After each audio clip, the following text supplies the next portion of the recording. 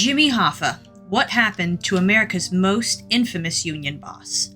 By Radu Alexander. Jimmy Hoffa was a highly controversial man of great contrast. Some saw him as a champion of the common man who fought for better wages and job security for the working class. Others regarded him as a symbol of greed and corruption up to his neck in mob connections. For 15 years, Hoffa controlled the most powerful labor union in America. Then, one day in 1975, he vanished, never to be heard from again. Jimmy Hoffa's unsolved disappearance became one of America's most enduring mysteries. Eventually, he was declared dead in absentia, and to this day, we have found no trace of the former union boss. And it's not for lack of trying. In 2006, the FBI spent 2 weeks searching for Hoffa's body on a horse farm in Milford, Michigan. In 2012, they dug up a driveway in Roseville following a tip that he might be buried under it. And in 2013, 40 agents, along with cadaver dogs and forensic anthropologists, searched high and low on a 1-acre site in Oakland Township following information received from an ex-mobster. All without success, and these were just the recent ones. Every year, it seems the authorities receive a new tip or a new confession, but the mystery of Jimmy Hoffa's disappearance remains as strong today as it did half a century ago.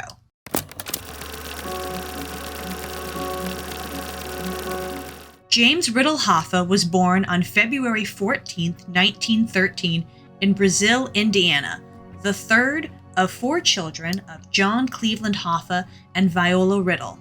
His earliest memories were happy ones. He had loving and devoted parents. His father, in particular, was always happy to spend time with his children when he was home from work, playing games with them, taking them fishing, or going to see the latest show in town. As Hoffa put it, when he was home, it was like the 4th of July every day. The good times didn't last very long, though. In 1920, when Jimmy was 7 years old, his father died after a 4-month sickness. John Hoffa had been a coal miner, and in the minds of his family, there was no doubt that he fell ill due to the poor working conditions he had to deal with, much like millions of other working-class Americans. Obviously, the loss of the family's main provider greatly affected the Hoffas. Up until that point, Viola only made some money on the side as a washer, but now she had to do people's laundry while also working a full-time job as a cook in a restaurant and raising 4 kids by herself. In 1921, the family moved to Detroit because Viola believed she would find better work there. And she did, eventually ending up at the Fisher Body Fleetwood plant, polishing radiator caps. The kids pitched in whenever they could. Since the age of 12, Jimmy worked on the weekends at the grocery store, first as a bagger and then as a delivery boy. But he wanted to be the man of the family and get a proper job, not just a few nickels and dimes here and there. And for this, he would have to drop out of school. There seems to be contradictory information over when this happened, but according to Hoffa's autobiography, he did it in 1927 when he was just about to enter the 9th grade.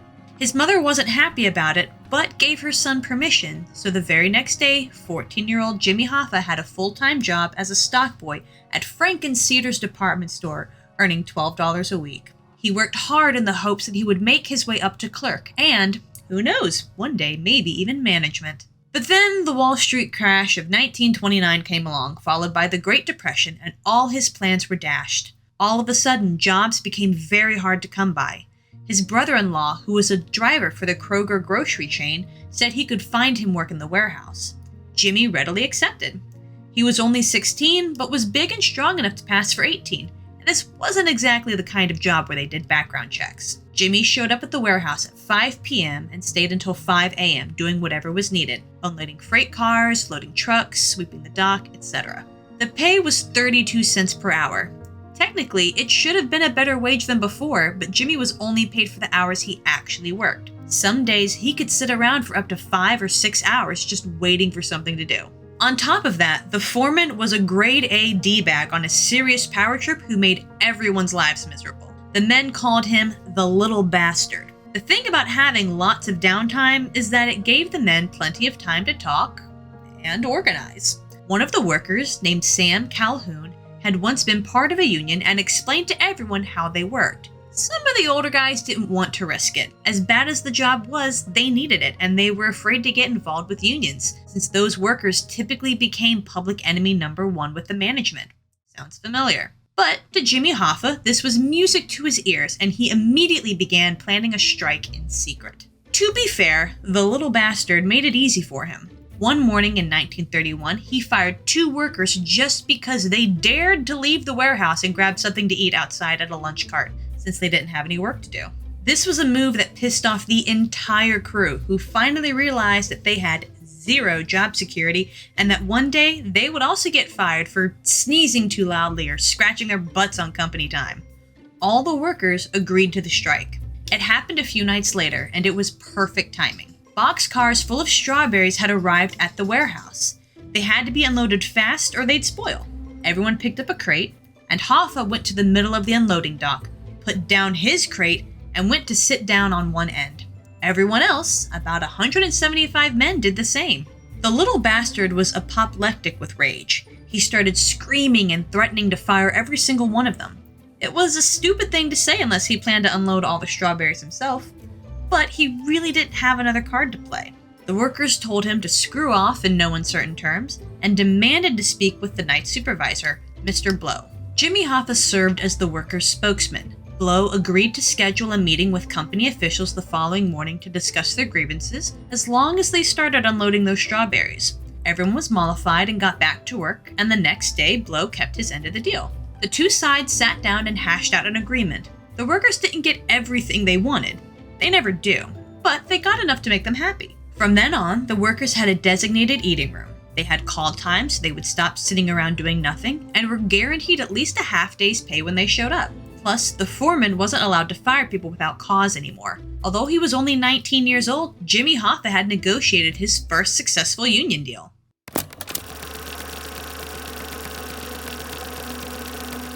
Hoffa's first fight had been a victory and had brought him to the attention of the local Teamsters unit in Detroit. Officially known as the International Brotherhood of Teamsters, or IBT, this labor union has been one of the largest and most powerful in the United States and Canada since its formation in 1903. Kroger's warehouse workers held elections and voted Sam Calhoun as their president, while Jimmy Hoffa, despite his young age and inexperience, was elected as vice president. Unsurprisingly, a job offer came his way courtesy of the local Teamsters boss, Ray Bennett, and Hoffa pounced on it. As a bonus, he got to tell the Kroger's foreman to take his job and stick it where the sun don't shine. Hoffa was now an organizer for the Teamsters Joint Council 43. As you might imagine, his job involved organizing strikes and, as it often happened in those days, many of them ended in violence, either against strike breakers on the company's payroll or the cops. Hoffa wrote that during those early Detroit days, 6 times he got beaten up so badly that his head was busted open and required stitches. On other occasions, the methods were less bloody, but nevertheless effective, such as arresting Hoffa over and over again, bringing him to the station, and then releasing him without charge. Hoffa claimed that one time he was arrested 18 times in 24 hours, all while simply walking a picket line. And sometimes the consequences were much more serious than that. One night, while protesting the General Tobacco Company, a guy walked up to strikers and asked where Hoffa was. Someone pointed him out, and the guy just walked up to him and shot him in the stomach. What the shooter didn't realize was that Hoffa had already been arrested. The man he just shot was his older brother, Billy Hoffa. Fortunately, Billy survived, but no charges were filed against his attacker. They rarely were, even in extreme cases of attempted murder. Despite these perils, Jimmy Hoffa remained enthusiastic in his work. Consequently, in 1935, after a union meeting, Ray Bennett walked up to him and informed Jimmy that he had been promoted to business agent of Local 299, Detroit's General Freight Group. However, using the word promoted in this case was a bit disingenuous. Challenged would have been more accurate. Local 299 was a problem. The men were frequently on strike, they stopped paying their dues, the chapter was $10,000 in debt, and its office was about to be evicted. But Hoffa managed to get the local chapter back on its feet and was later elected its president. He was becoming popular enough in union circles that he started getting loaned out to chapters out of state to help them out. In 1940, he was elected the chairman of the Central States Drivers' Council, earning him a lot of influence over the trucking industry. It wasn't all work for Jimmy Hoffa. In 1936, he met a girl named Josephine Poziwak during a laundry workers' strike in Ohio. The two started dating and tied the knot on September 24, 1936. They stayed married until Hoffa's disappearance and had 2 children together, Barbara Ann and James Jr. During World War II, he was exempted from military duty on the basis that his work with the unions was essential to keeping the trucks moving. In 1942, Hoffa formed the Michigan Conference of Teamsters and, unsurprisingly, got voted president. Although it started with just the local chapters from 6 Michigan cities, with the backing of the IBT, Hoffa pretty much controlled all the Teamster chapters in Detroit within 1 year. The very natural step was to go national.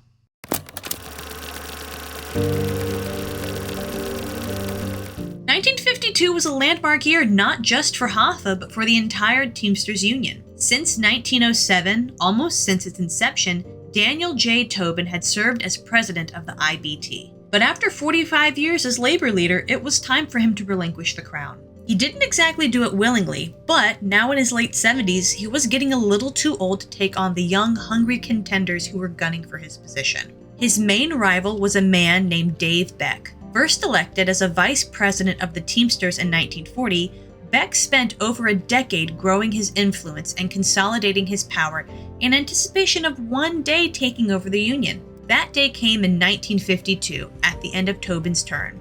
But to ensure that the old man stepped aside, Beck needed Hoffa's backing, who was, by this point, one of the union's biggest movers and shakers, thanks to his influence in the eastern and central states. Hoffa lent his support to Beck, who became the new president that year, and, in return for his assistance, Jimmy was named the vice president of the International Brotherhood of Teamsters.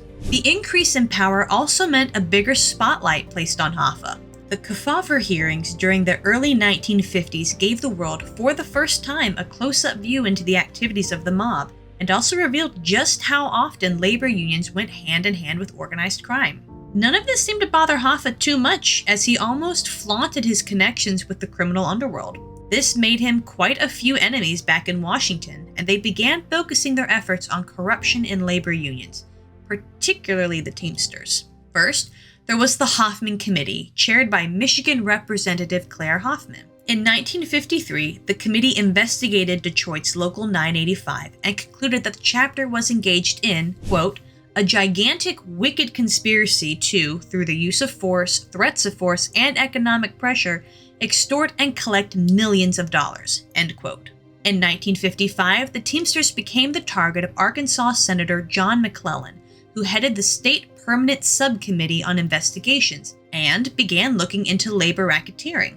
But it was his chief counsel who became the biggest thorn in Hoffa's side, a brash, confident Massachusetts native named Bobby Kennedy. Hoffa detailed their first encounter in the summer of 1956, when Kennedy and 2 associates came to his offices at Detroit Local 299 to subpoena his records. Apparently, Hoffa first laughed in Kennedy's face, then had a few of his stewards escort the gentleman out. The following day, Hoffa's lawyer informed Kennedy that his subpoena was as good as toilet paper, and the judge later agreed. Ultimately, Kennedy was granted photocopies of the documents he wanted, not the originals, and he was forced to sign for every single piece of paper he received. All of this left Bobby Kennedy so angry and humiliated that Hoffa almost felt sorry for him. Just remember that all of this comes straight from Jimmy Hoffa's autobiography, so it might be just a little biased. All that's missing is the part where everyone stood up and clapped as Hoffa made his triumphant exit from the courtroom. By comparison, Kennedy had considerably more success against Teamsters President Dave Beck. In 1957, he was investigated on multiple charges, including tax evasion and misappropriation of union funds. He was even found guilty of federal income tax evasion and was sentenced to 5 years in prison. This seemed like a victory for Bobby Kennedy, but it came with a serious consequence. As a result of his legal troubles, Dave Beck did not seek re-election as the president of the IBT in 1957, so he was succeeded by none other than Jimmy Hoffa. Hoffa was dragged before the McClellan Committee in 1957, 1958, and 1959, but each time he fought off all attacks against him and publicly humiliated Kennedy. Hoffa was even brought before a grand jury on a wiretap indictment, but his trial ended in a hung jury before he was eventually acquitted. He had not been a pushover like Beck, and it seemed as though each time he was faced with a new obstacle, he gained more power. Jimmy Hoffa thought he was untouchable.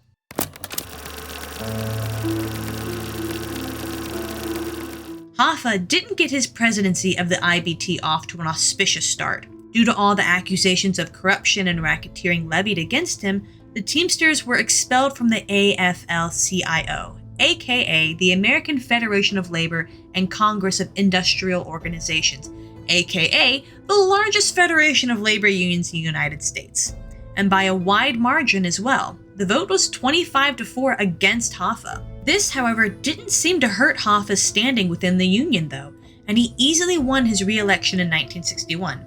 Membership of the Teamsters increased significantly during his time as president, exceeding 2 million for the first time. And in 1964, Hoffa negotiated and signed the first National Master Freight Agreement, uniting over 400,000 drivers and 16,000 trucking companies under one contract. It has often been heralded as Hoffa's greatest achievement as labor leader. Things inside the union were going well for Hoffa. Outside of it, though, was a different story. In 1960, the worst thing possible happened to him. John F. Kennedy was elected the President of the United States, and his new Attorney General was Hoffa's arch-enemy, Bobby Kennedy. Go figure! Obviously, Kennedy still stung from his failure to nail Hoffa during the McClellan hearings, and now Jimmy Hoffa became the target of the entire Justice Department. Just how personal things got between the two depends on who you ask. Some have said Bobby Kennedy had a vendetta against Jimmy Hoffa and wanted to see him go down at any cost. He even had a secretive group inside the Justice Department, dubbed the Get Hoffa Squad. Hoffa himself was convinced that such a group existed and referred to himself as Kennedy's #1 project. Others, however, feel like the personal rivalry was exaggerated and that Kennedy didn't single out Hoffa for personal revenge. Instead, he went after organized crime in general, and as the biggest labor leader in the country with mob ties up the wazoo, Hoffa made an obvious target.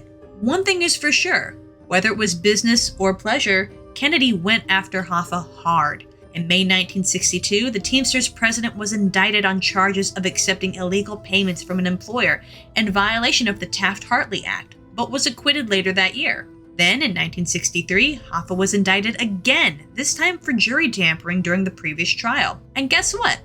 This one actually stuck. In May 1964, Jimmy Hoffa was convicted of jury tampering and sentenced to 8 years in federal prison. And just a couple of months later, he was found guilty in another case for defrauding the Teamsters pension fund by using the money to invest in real estate, specifically a development project in Florida. He got another 5 years, bringing the total to 13.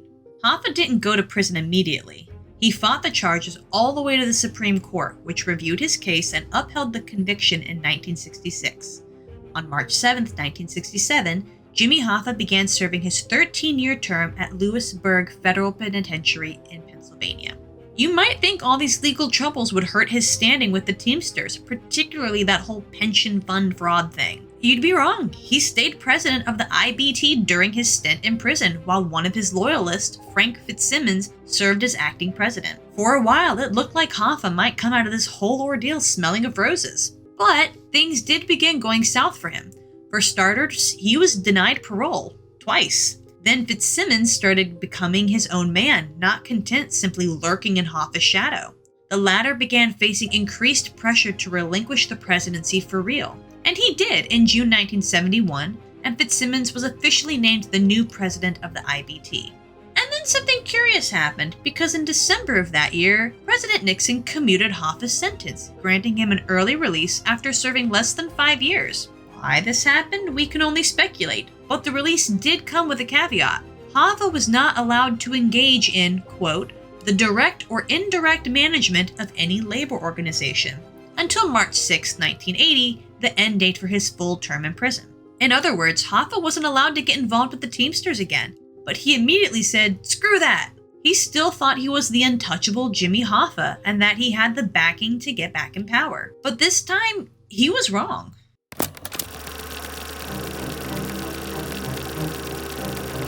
On July 30th, 1975, Jimmy Hoffa disappeared without a trace. He was last seen at the Maucus Red Fox restaurant in Bloomfield Township, Michigan, after 2 p.m.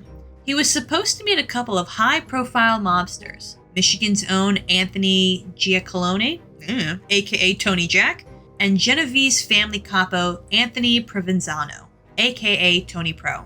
Provenzano and Hoffa used to be close when the latter headed the Teamsters, but they had a falling out at some point, and this sit-down was meant to bury the hatchet.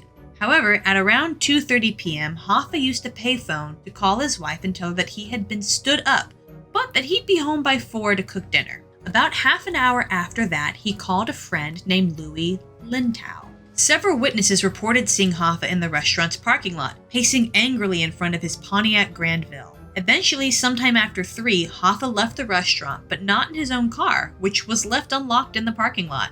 Instead, one eyewitness claimed that Hoffa got in the back of a large, dark sedan and drove off, accompanied by 2 or 3 other men. And that was the last time anyone heard from Jimmy Hoffa. He was 62 years old at the time of his disappearance and was declared dead in absentia 7 years later on July 30th, 1982. So now the only question is, what happened to Jimmy Hoffa? Well, if we're being realistic here, that question was answered decades ago. The mob had him whacked. The only things missing are the finer details. Who ordered the hit, who pulled the trigger, and what happened to the body. And that's where things get tricky, because over the years, half the people in the country have claimed to know what really happened to Jimmy Hoffa. But they're all variations on the same theme. The mob didn't want Hoffa to become president of the Teamsters again. But despite their opposition and, in some cases, direct threats, he was determined to carry on. So one or more of them arranged for him to take a permanent dirt nap. But who exactly was responsible is nigh impossible to determine with certainty, especially now 50 years later when almost everyone involved is dead.